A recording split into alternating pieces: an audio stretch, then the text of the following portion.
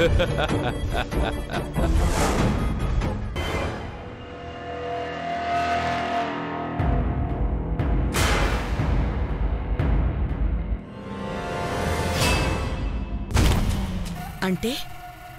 గొల్లమ్మ పున్నాగా ఉంటున్నది ప్రాణం విడిచిన పరమేశం మహాదేవిల ఇంట్లో అన్నమాట. ఈ మాట అన్నకు చెప్తే ఇప్పుడు ఆవేశపడితే లాభమే ఉండదు. ఈ గుడిసెలో దాగున్న గూడుబుఠాని ఏంటో తెలుసుకోవాలి.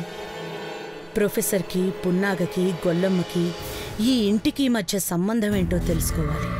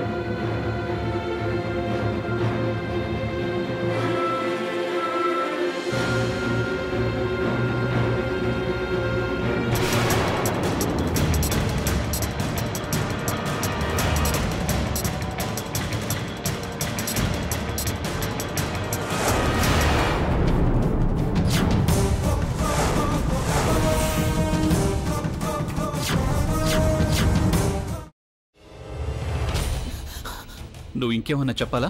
ఇంకేమన్నా అబద్ధం చెప్పాలనుకుంటే చెప్పేయి. నేను చూడాలనుకుంటున్నాను నన్ను మోసం చేయడానికి నువ్వు ఎంత నీచానికి దిగజారగలవు అని.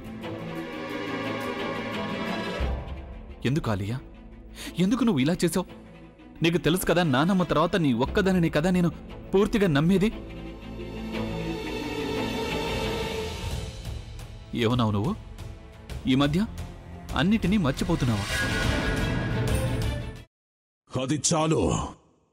వాటిలో ఉన్న శక్తి విషయాన్ని గ్రహించి మనకు వివరిస్తాయి.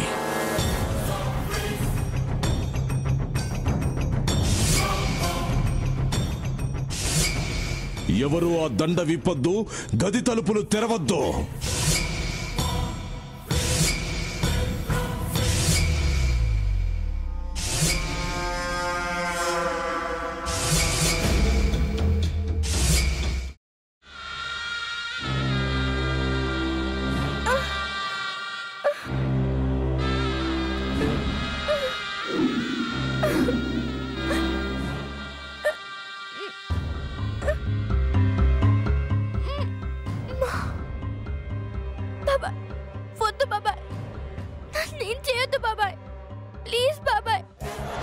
నిజం తెలిసినప్పుడే నా ఆలోచనలో నువ్వు చచ్చిపోయావు.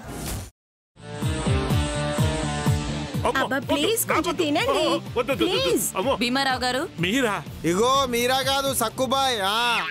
అవును, మీ పనామే లేచిపోయిందని చెప్పి కంప్లైంట్ ఇచ్చినావు కదా.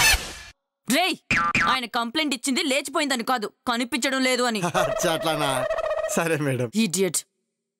ఆ వంట మనిషి పేరేంటన్నారు? రత్తాలు మేడం. ఏం పెద్ద మంచి, నీ వంట మంచిని కూడా మేడం అని పిలుస్తావా? రేయ్ హాఫ్ బ్రెయిన్,